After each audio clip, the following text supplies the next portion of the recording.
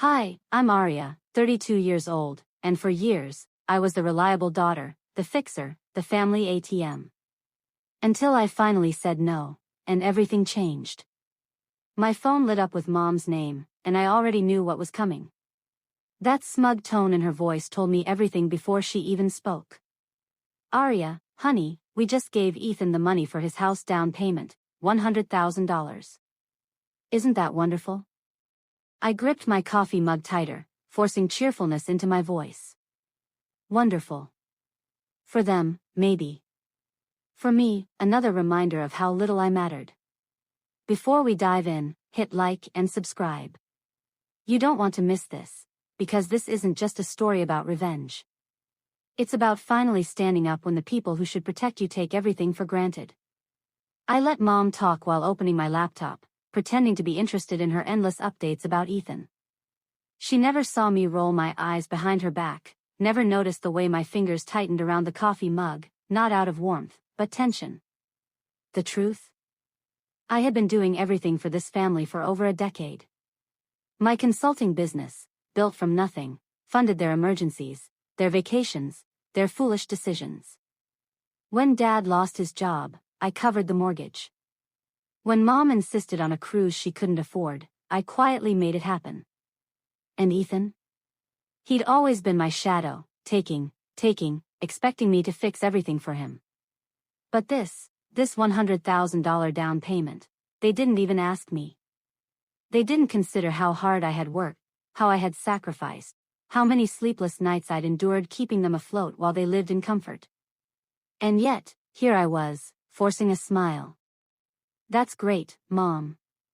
Really great. I know you probably wish you could have helped him too, sweetie. But with your lifestyle choices, we understood you needed to focus on yourself. Her voice didn't falter. Her pride in this handout radiated through the phone. I gritted my teeth. Lifestyle choices? My lifestyle choices had funded 3 years of their mortgage. My choices had kept them afloat when they weren't even aware there was a storm. My choices had been invisible, yet expected. I tried to focus on work, opening my laptop to a sea of spreadsheets, but a notification drew my attention immediately. The joint account I had quietly closed. Someone had attempted to access it 3 times in the past hour. My hands went cold.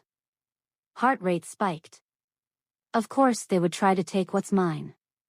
Mom, I should go. Client meeting, always working. You know, Aria, men don't like that very, bye, Mom. Give my love to Dad. I ended the call and texted Clara, my closest friend and confidant outside the family circle. It's happening. They just found out. Holy, you actually did it. You okay? Clara replied instantly. Am I okay? I stared at my reflection in the darkened window of my home office. 32. Self-made. Finally free from being their ATM. My phone buzzed again. Dad this time, then Mom, then Ethan. I silenced them all and opened my email. A message from my lawyer, Zane, blinked in my inbox. Account secured. All traces of your involvement removed. They can't touch you now. I should have felt guilty. That's what good daughters feel when they cut off their parents, right? But watching the notifications pile up, the frantic, desperate attempts to access money that had never been theirs, I felt a strange clarity. Tired. Tired, and ready. Another text from Clara, want me to come over? We can drink wine and burn family photos. I typed back, rain check. But there's something you need to see. I pulled up a spreadsheet I'd been keeping for years. Every loan. Every emergency payment. Every guilt trip-induced transfer. The total at the bottom made my stomach turn, $3,427,654. And then, of course, Ethan called. Aria, what the hell? His voice was panicked, sharp, almost breaking. Mom's freaking out. The account's empty. Not empty, I said evenly. Closed. There's a difference. But I need that money.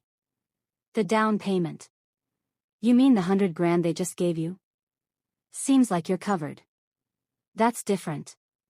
This was emergency money. I laughed. Truly laughed, a sound I hadn't allowed myself in years. Your emergencies are mine, Ethan. Because I've been handling everyone's emergencies for a decade now. You're being selfish. You've always been like this, he spat. Thinking you're better than everyone. No, I said. I've always been convenient. There's a difference there, too. The doorbell rang. I checked my security camera. Mom and Dad, panicked, clutching papers, bank statements, no doubt. Mom was crying. Ethan, I have to go. Congratulations on the house. As I hung up, a text from an unknown number lit up my phone. I heard what you did. Smart girl. Call me. Vivian. Vivian. My cousin. The other family exile. I hadn't heard from her in years, not since she was branded difficult for questioning our grandmother's will. The doorbell rang again, more insistently. My parents looked desperate, flustered. They would figure it out, just like they always had every time I was drained dry and called it love. I picked up my phone and typed to Vivian, "Hi. Let's talk. You look tired, honey. Are you eating enough? Working too hard again?" As I pressed send, the weight of years of expectation and exploitation finally began to lift. Little did they know, this was only the beginning. The daughter they'd treated like an ATM was about to become the storm they never anticipated. I sat back in my chair, staring at the spreadsheet for what felt like hours. Every number, every dollar I'd sacrificed for this family, stared back at me like a ledger of betrayal. $3.4 million. $3,427,654. Money that should have been mine, money that had kept my parents afloat, money that had fueled my brother's carefree life. And now, after years of being the family's invisible safety net, they were shocked, outraged even, that I had finally drawn a line. I felt a strange mix of exhilaration and fear. Exhilaration because I had taken control for the first time in years. Fear because I knew what was coming. The calls, the texts, the guilt trips, they would escalate. They always did when I refused to comply. My phone buzzed again. Mom. Arya, please. I don't understand. Why would you do this? Her voice trembled, but underneath it was something else, anger. This is their true color, I thought. Desperation turning into fury. I let it ring. Ethan tried next. Sis, come on. This is ridiculous. Just give me a little help. It's temporary. I ignored him. Temporary. That word had haunted me for years. Every emergency, he'd claimed, every just this once, that became a pattern, had drained me emotionally, financially, and spiritually. I was tired of being their crutch. I was tired of being the daughter who was expected to sacrifice herself for their comfort. Then Clara called. Arya, are you sure about this? They're escalating fast. Your parents, they won't stop. I know. My voice was calm, but inside, my heart thumped like a drum. I thought about all the late nights, all the dinners where I smiled while my stomach knotted with resentment, all the holidays I spent budgeting their joy while ignoring my own. Not anymore. The next few days were tense. My parents attempted every tactic they knew, pleading, shaming, even threats. Arya, if you don't help Ethan, he'll lose everything, Dad texted. You'll be responsible. Responsible? I thought. I had been responsible my whole life, yes, but not for their irresponsibility. Not for a brother who treated me like a bank and a mother who treated my generosity like entitlement. Mom tried guilt. We sacrificed so much for you, Arya. You should appreciate that. All we wanted was for you to be happy. I laughed bitterly. Happiness? My happiness had been irrelevant to them. My efforts were a commodity, my life a service. I realized that night, lying awake in my apartment, that I had been living their definition of success, their version of love, and it was suffocating me. Sleep didn't come easily. I tossed and turned, mind racing with calculations and memories. Every favor I'd done, every dollar I'd given, every emergency I'd fixed, they'd never asked, never thanked, never noticed. And now, finally, I was standing up. But even in triumph, doubt crept in.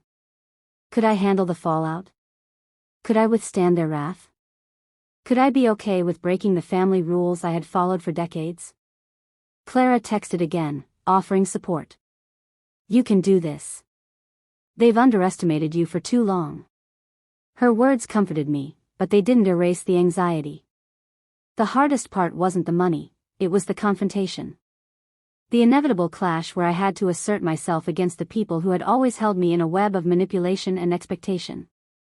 The day Ethan showed up at my apartment, all smiles and confidence, ready to charm and negotiate, I realized how conditioned I had been to let him have his way. Arya, you don't need to do this, he said casually, pretending innocence. We're family. I studied him quietly. Family? I thought. Family doesn't exploit you.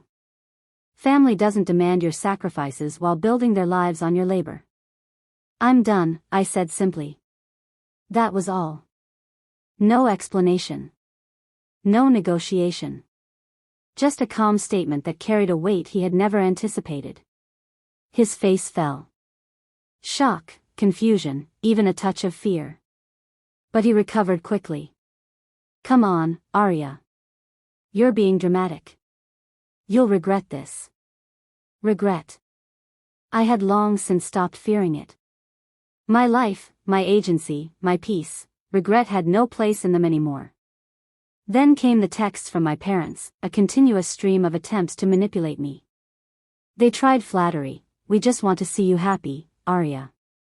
Don't let pride ruin this. They tried shame, you're being selfish, ungrateful, and cold. They tried threat, think about Ethan. Think about your father's health. Think about your mother's feelings. Each message I read was like a brick hitting my chest. But I refused to respond. Every instinct in me screamed to lash back, but I waited. Patience had been my greatest weapon, and I needed it now more than ever.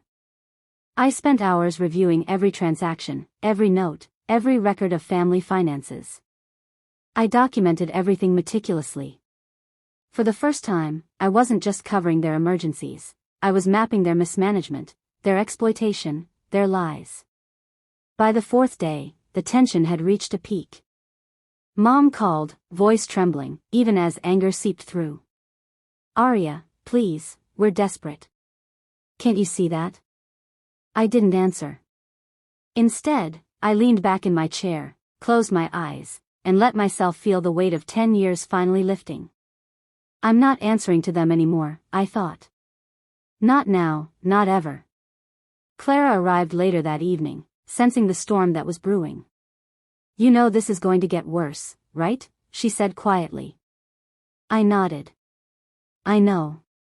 But they needed to see the truth. And soon, they will. By the end of the week, Ethan's calls became frantic, Mom's texts turned pleading, and Dad's emails carried veiled threats. And still, I remained calm. Silent. Strategic. This was the crucial moment. The tipping point. The stage was set. I had survived their manipulations, their guilt trips, their constant expectations. And now, finally, I was ready to take control, not just emotionally, but legally, financially, and publicly. I drafted a final message to Clara, tomorrow, everything changes. And in the dark of my apartment, staring at the city lights, I allowed a small, satisfied smile. The family I had supported, who had drained me dry, who had taken my kindness for granted, they had no idea what was coming. Because when the calm, composed, underestimated daughter finally decides to fight back, the consequences are catastrophic, and deliciously inevitable. The night stretched long and quiet, broken only by the soft hum of my laptop and the occasional vibration of a new message. I poured myself a glass of wine and sat back in my chair, feeling the tension of the past week slowly shift into a strange kind of clarity. For the first time in years, I wasn't just reacting. I was preparing. Strategizing. Plotting. I opened a new spreadsheet, titled it Family Audit 2.0, and started mapping every financial move, every manipulation, every deceitful act from the past decade. The numbers alone were staggering. I had been the invisible engine of this family, funding their vacations, bailing them out of every minor and major crisis, paying off credit cards, mortgages, car loans, you name it. And yet, every thank you had been hollow. Every acknowledgement had been fleeting. I sipped my wine and traced a finger along the totals. $3.40 million, and that was only what I could prove easily. There were months, entire years, where informal loans and unrecorded transfers probably pushed the total far higher. The more I tallied, the more a sense of calm control replaced my old anxiety. They had underestimated me for too long. They'd assumed I'd always comply. That I'd always be convenient. That I'd never challenge them. But assumptions were dangerous, and I had learned how to weaponize them. Recruiting Vivian. I picked up my phone and texted Vivian, my cousin, the other family exile. She was sharp, cunning, and had been forced out years ago when she questioned Grandma's will. Vivian, we need to talk. Urgent. Come over. Within the hour, she was at my apartment, eyes flashing, a subtle smile playing on her lips. She carried a leather briefcase, exuding the calm, calculated confidence I knew she had honed in her years of exile. I heard what you did, she said, settling across from me at my kitchen island. Smart move. Predictable? Absolutely. But brilliant nonetheless. I handed her a folder. Everything. Every transaction, every emergency, every lie they've told, every manipulation. I've documented it all. It's ugly, but it's real. She leaned in, scanning the documents with the precision of a chess master. They won't know what hit them. And the best part? Her eyes glimmered. They'll never see it coming from you. They think you're the obedient, responsible one. The one who always gives. That image is about to shatter. I felt a thrill. For the first time in a decade, I wasn't just defending myself, I was orchestrating justice. Strategic, deliberate, undeniable justice. Mapping the weak points. We spent hours analyzing every vulnerability. Mom, emotional manipulation, love bombing, feigned helplessness. Weak under evidence of hypocrisy and mismanagement. Dad, pride, fear of public embarrassment, over-reliance on image. Weak under exposure of financial incompetence. Ethan, entitlement, narcissistic reliance on family support. Weak under financial accountability and public scrutiny. All of them had a pattern. They thrived on the assumption that I would bend, that I would silently fix what they broke. Vivian suggested we create an auditable trail, something legally and emotionally undeniable. Every email, text, bank transfer, and social media post would be documented, annotated, and time-stamped. We'd create a narrative so clear, so compelling, that when the confrontation came, it wouldn't just be financial, it would be psychological, exposing their moral and ethical bankruptcy. Planning revenge is a delicate dance. Every move had to be calculated. Every communication monitored. I spent nights double-checking bank logs, cross-referencing transfers, and even setting up alerts for any attempts to access my accounts. Ethan texted constantly, "Aria, please. Just a little help. I promise I'll pay it back." I didn't answer. Mom called multiple times, pleading, "Sweetheart, think of your father's health. Think of me. Think of Ethan. We're desperate." I let it ring. One night, I heard a knock at my door. My heart raced. I peeked through the peephole, Dad, standing there, holding a thick envelope. I didn't open the door. I didn't respond. That night, I realized how easy it had been for them to manipulate me before. And how much power I had when I didn't. Clara came over with wine. We laughed softly as we plotted the next steps. "You realize, right?" she said, swirling her glass. "When this hits, it's going to be monumental." I smiled. "It has to be. Years of enabling, years of draining, years of expectation, it all ends now." Finalizing the strategy. We created a detailed timeline. Every document would be presented in sequence, every lie exposed methodically. The key was not rage, it was precision. Step 1. Publicly secure the bank accounts, ensuring no access by any family member. Check. Done. Step 2. Document every transaction, every favor, every emergency bailout. Check. Done.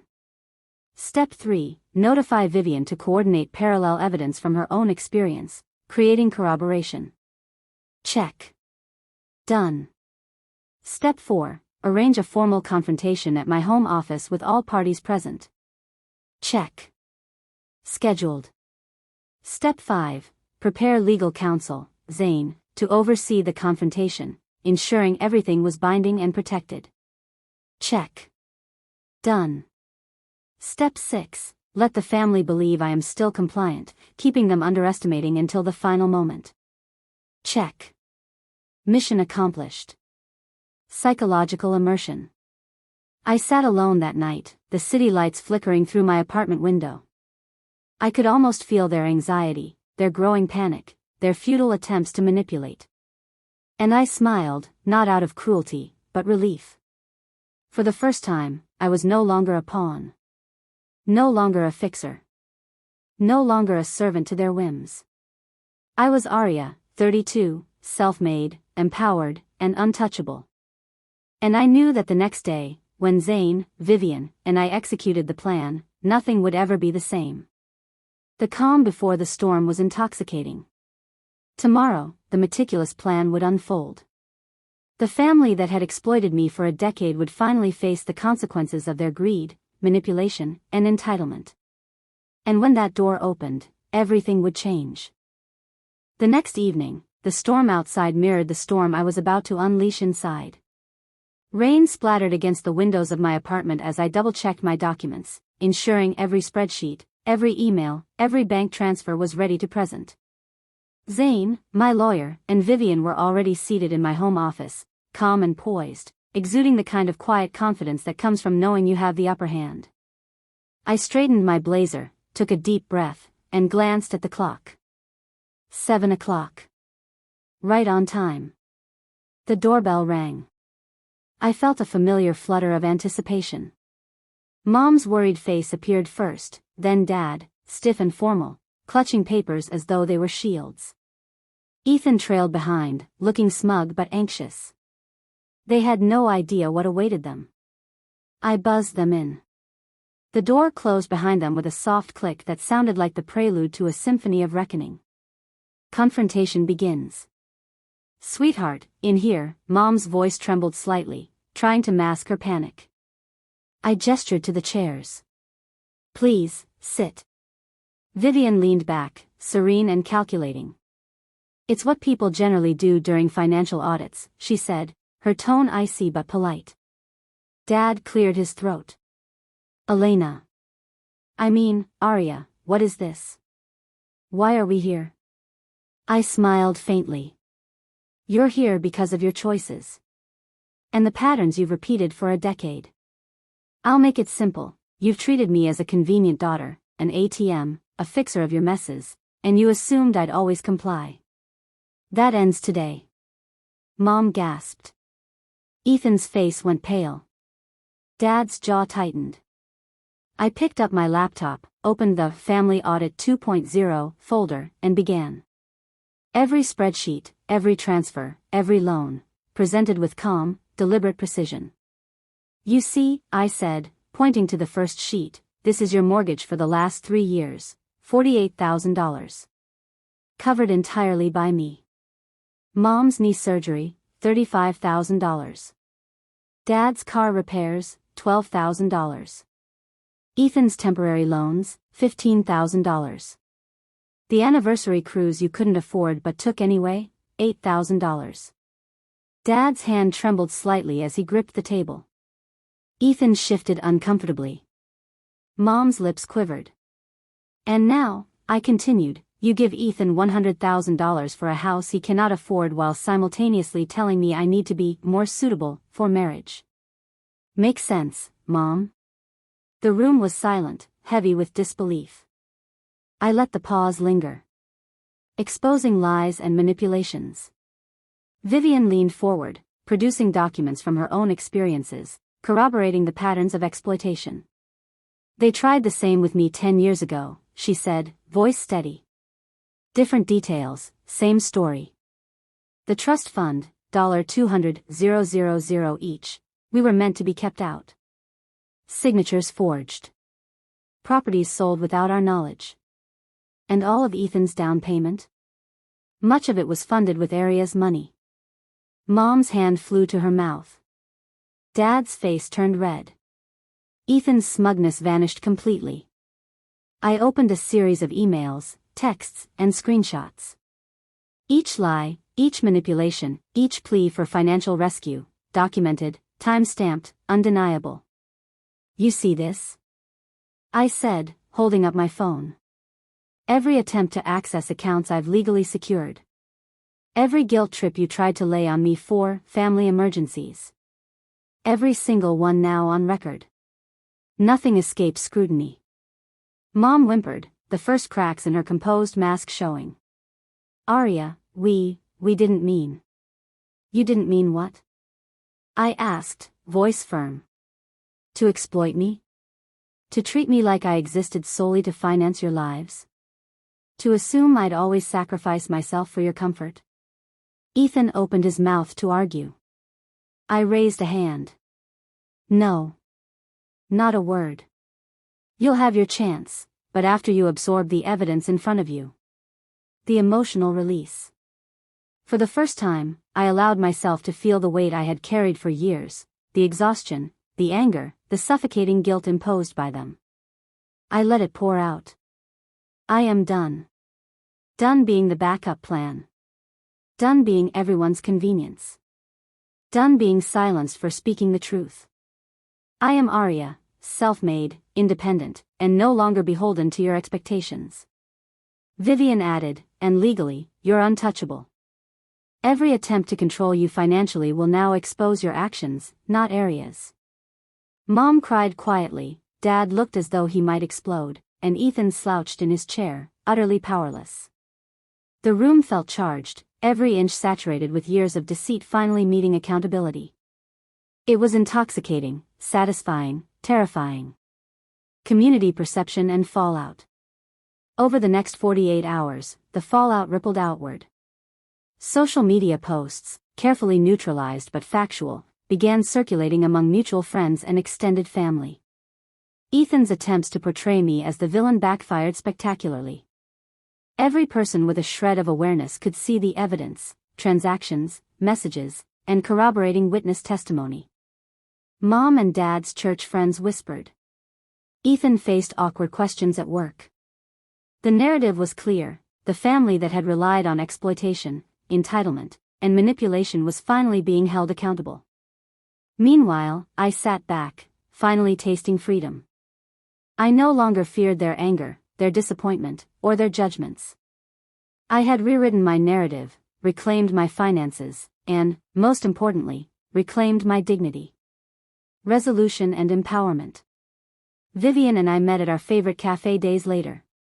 We toasted silently, glasses clinking in a quiet celebration of victory and liberation. Ready for tomorrow? She asked, the glint in her eyes sharper than ever. Ready, I replied. No one expects the reliable daughter to fight back. But when she does, they learn the hard way. Somewhere across town, Ethan was still scrambling to fix his first mortgage misstep. Mom and Dad were still grappling with exposure and embarrassment. And I? I was finally free, free from obligation, free from manipulation, free to live on my own terms. The doorbell rang at 7 p.m. sharp for the final follow-up confrontation. I buzzed them in, Zane at my side, Vivian beside me. They had no idea that every move, every argument, every justification they were about to attempt had already been anticipated. This time, the family who once controlled my every decision would leave my home not just defeated, but enlightened to the truth. You cannot manipulate someone who has meticulously documented every deception and chosen to take control of her own destiny. And as the rain continued to fall outside, I allowed myself a small, triumphant smile. Justice had been served, and it had been delicious.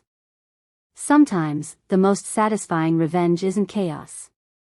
It's preparation, patience, and precision. Every lie exposed, every expectation subverted, every manipulation countered, it all built to this moment. I am not the girl who quietly fixed everyone's mess anymore. I am Arya, 32, self-made, empowered, and finally, irrevocably free. If you've ever felt trapped by family expectations, silenced by guilt, or forced into a role you didn't choose, know this: your liberation is possible. Like, subscribe, and share this story if you believe in standing up for yourself. Justice isn't always loud, it's smart, precise, and entirely satisfying.